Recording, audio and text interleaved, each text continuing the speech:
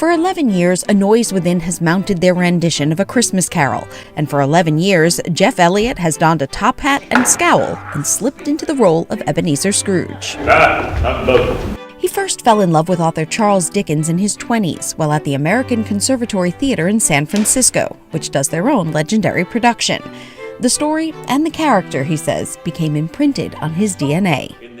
So what is it that has captivated you about this story for so long? I think it's the greatest story of redemption, forgiveness, and transformation to certainly ever be written in the English language.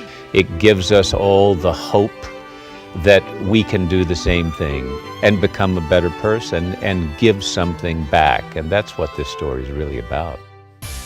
Jeff isn't the only one to fall under Dickens' spell. There have been countless versions of the story presented on stage and on film, from classic retellings to comedic takes.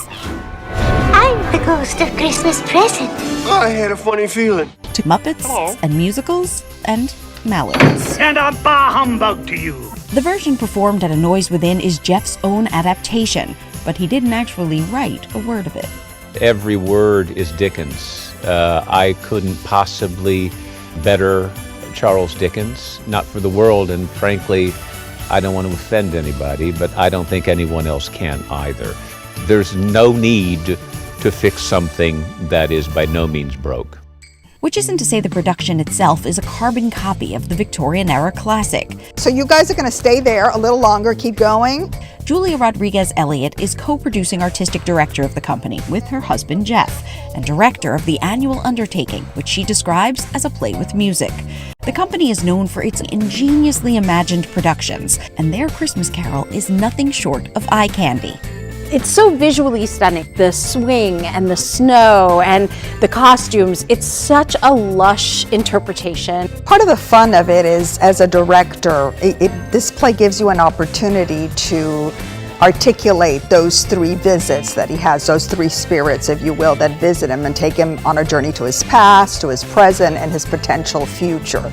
So I think that for a director, that's where the fun comes in, that you get to look at each of those worlds.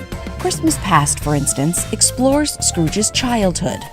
It's very white and childlike, and it's really seeing the world almost through one of those snow globes and a child's imagination.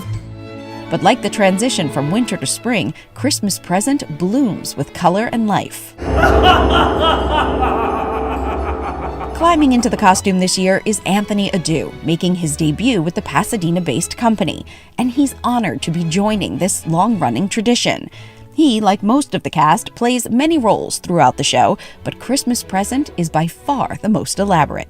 Oh my God, my costume, it's just so wonderful to be up on a whole fruit sort of like outfit. Feels like the best version of me up there. If these shadows remain unaltered by the future, none other of my race will find him here. What then? The fruit part of it feels right for it because I think he gives Scrooge so much in terms of feeding him like things he needs to learn in this present moment. Anthony grew up in Ghana, so A Christmas Carol wasn't part of his younger years, or any of his years for that matter. I did not know anything. I hadn't seen a single movie. I hadn't seen a single production. That is hard to believe. Yeah. Not a single, not even the Muppet version. Not even the Muppet version, no, which I've heard is the best. There goes Mr. Humbug. There goes Mr. Grin. Getting acquainted with this story and this production has been a gift, one he's excited to share with audiences.